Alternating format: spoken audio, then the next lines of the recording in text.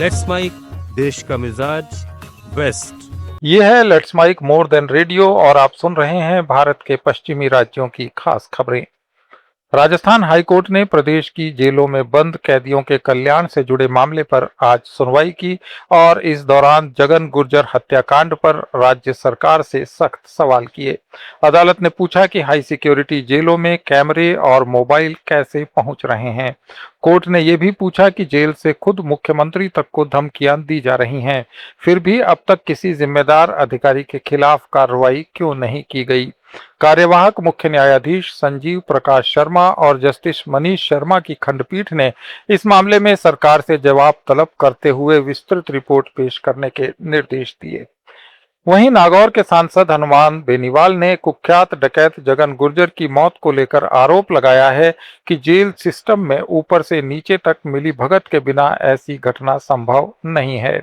बेनीवाल ने इस मामले की सीबीआई जांच की मांग की और कहा कि सीसीटीवी कैमरों पर टेप कैमरों का बंद होना और हत्या की परिस्थितियां कई सवाल खड़े करती हैं।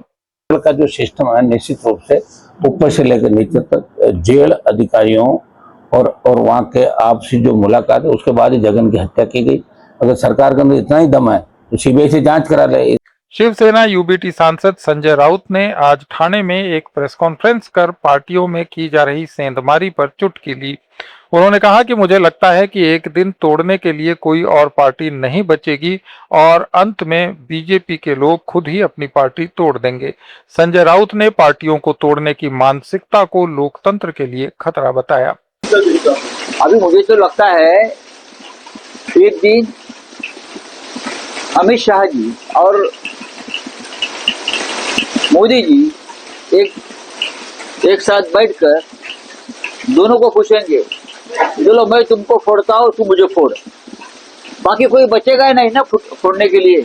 पार्टी दोनों ही फोड़ेंगे एक दूसरे को। बीजेपी फोड़ देंगे, इतनी नशा है पार्टी फोड़ने के लोगों में, कुछ बचा ही नहीं तो अपनी पार्टी फोड़ देंगे ये लोग। 35 करोड़ का खेल वहां हो गया।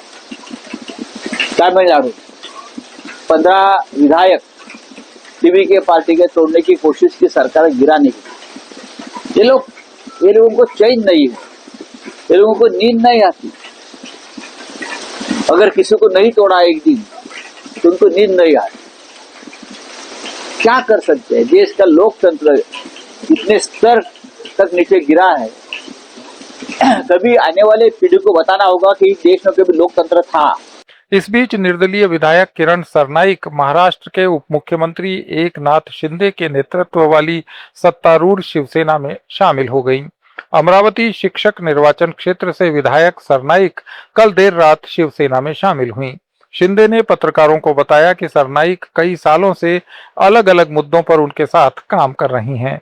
विधायक ने अब आधिकारिक तौर पर शिवसेना के सहयोगी सदस्य के रूप में काम करने का निर्णय लिया है।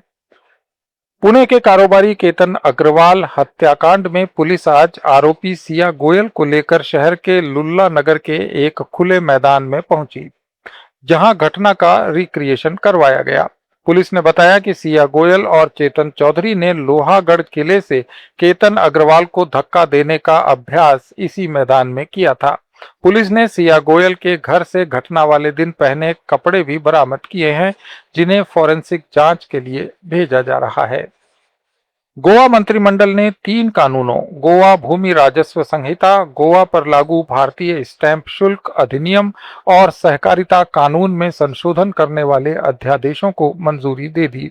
इससे हाजे घर की तर्ज पर महाजो फ्लैट योजना शुरू करने का मार्ग प्रशस्त हो गया है। इस योजना का मकसद उन हजारों फ्लैट ओनर्स की मदद करना है जिन्हें बिल्डर्स और भूस्वामियों के बीच विवादों के कारण मालिकाना हक संबंधी कानूनी समस्याओं का सामना करना पड़ता है।